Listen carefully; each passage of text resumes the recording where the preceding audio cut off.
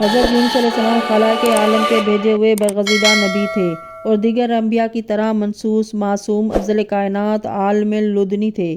ان کی والدہ محترمہ بروایت امام سلبی متی تھیں۔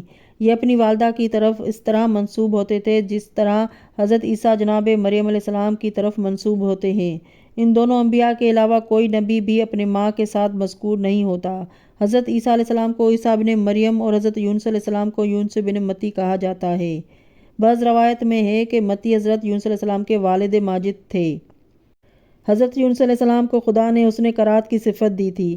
وہ اپنے پڑھنے سے اس طرح وحش و طیور کو بھی بے خود کر دیتے تھے جس طرح حضرت داؤد علیہ السلام اپنے لہن سے محصور کر دیا کرتے تھے۔ ان کی ایک صفت حسن کتابت بھی تھی۔ وہ بے انتہا خوش نویس تھے۔ اس زمانے میں ان سے بہتر لکھنے والا دنیا میں موجود نہ تھا۔ آپ کا لقب ذوالنون اور صاحب الحوت تھا۔ وہ 9ویں صدی قبل مسیح میں مبعوث ہوئے تھے۔ حضرت یونس علیہ السلام کی بعثت۔ حضرت یونس علیہ السلام بن متی شہر موصل کے قریب نینوا کے رہنے والوں پر 30 برس کے سن میں مبعوث ہوئے تھے۔ ان کی قوم کے افراد 1 لاکھ سے زائد تھے۔ حضرت علی علیہ السلام فرماتے ہیں کہ 33 برس تک آپ نے ہدایت کی مگر 2 کے سوا کوئی ایمان نہ لایا۔ ایک روبیل جو حکیم اور عالم اور آپ کا مصاحب تھا، دوسرا تنوخہ جو عابد و زاہد تھا، جو جنگل کی لکڑیاں توڑ کر گزر اوقات کرنے والا تھا۔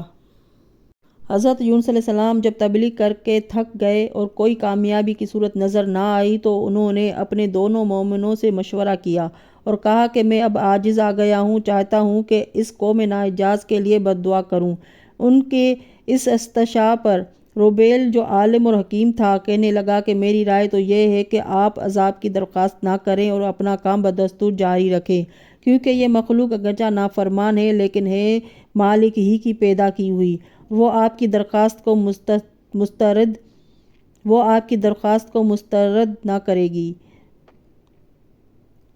وہ آپ کی درخواست کو مسترد نہ کرے گا لیکن وہ خوشی سے ان کو تباہ بھی نہ کرنا چاہے گا، کیونکہ وہ ان کا چاہے معبود ہو یا نہ ہو، یعنی وہ اس کی عبادت کرتے ہوں یا نہ کرتے ہوں، مگر ان کا رب تو ضرور ہے۔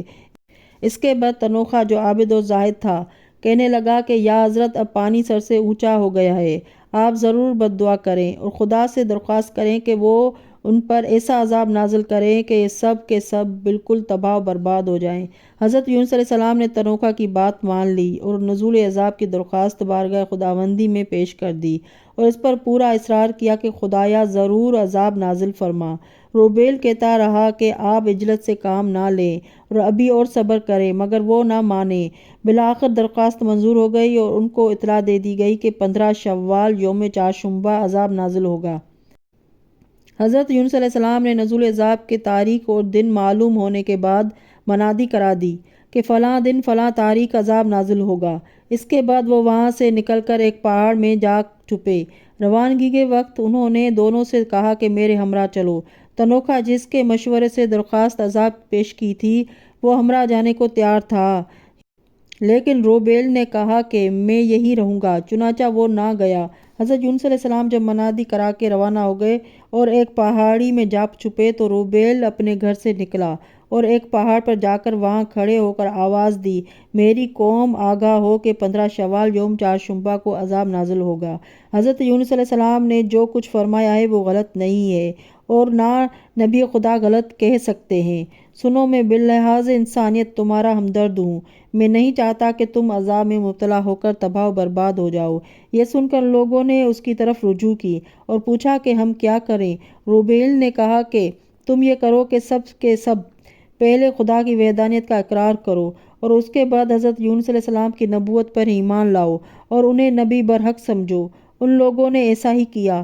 اس کے بعد روبیل نے کہا کہ اب یہ کرو کہ اپنے گھروں سے سروپا برہنہ جنگل کو نکل چلو، بچوں کو ماؤں اور بچڑوں کو گایوں سے جدا کر دو اور سب بھوکے پیاسے جنگل میں جا پڑو، توبہ و استغفار کرو، گریہ و فریاد کرو اور خدا سے دعا کرو کہ مالک ہم تیرے گناہگار بندے ہیں، ہم سے بہت بڑی خطا ہو گئی ہے کہ ہم نے تیری وحدانیت کو تسلیم نہ کیا اور تیرے نبی کی نبوت کو نہ مانا تھا، مگر اے ہمارے پالنے والے، اب ہم نے توبہ کر لی ہے اور تیری وحدانیت اور تیرے نبی یونس علیہ السلام پر ایمان لے آئے ہیں۔ خدایا تو ہمارے گناہوں کو بخش دے، تو رب کریم ہے اور ہم تیرے ذلیل بندے ہیں۔ مالک ہمیں اپنے عذاب سے بچا۔ نبی خدا کی دعا مسترد نہیں ہو سکتی تھی۔ آخر خدا نے وقت معین پر عذاب ان کے سروں پر پہنچا دیا، لیکن ان کی تذر و زاری کی وجہ سے نازل نہیں فرمایا۔ حضرت یونس علیہ السلام وقت گزرنے کے بعد اپنے غار سے نکلے اور نینوا کی آبادی کی طرف چلے تاکہ دیکھے کہ تباہی کس طرح آئی ہے، لوگوں کا کیا حال بنا ہے۔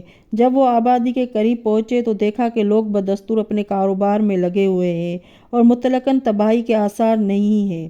سخت حیران ہوئے انہوں نے ایک کسان سے پوچھا جو ہل جوت رہا تھا کہ یونس علیہ السلام کی قوم کا کیا بنا، عذاب نازل ہوا یا نہیں؟ وہ حضرت یونس علیہ السلام کو پہچانتا نہ تھا۔ کہنے لگا، حضرت یونس علیہ السلام نے بد دعا کی تھی اور خدا سے نزول عذاب کی خواہش کی تھی، لیکن عذاب کے آ جانے کے بعد ان لوگوں نے گریہ زاری اور توبہ و فریاد سے خدا نے عذاب کو ٹال دیا۔ اب وہ یہ قوم ساری مسلمان ہو گئی ہے اور اس انتظار میں ہے کہ حضرت یونس علیہ السلام آئیں تو ان پر ایمان لائیں اور ان کو بتائیں کہ ہم سب مومن ہو گئے ہیں۔ حضرت یونس علیہ السلام نے جب یہ سنا کہ عذاب کا نزول رک گیا ہے تو آپ یہ خیال کرتے ہوئے کہ میری قوم مجھے جھوٹا قرار دے گی، تاؤ میں آ کر انتہائی شرمندگی کے ساتھ شہر کی راہ چھوڑ دریا کی طرف چل پڑے جس کا نام دجلہ تھا۔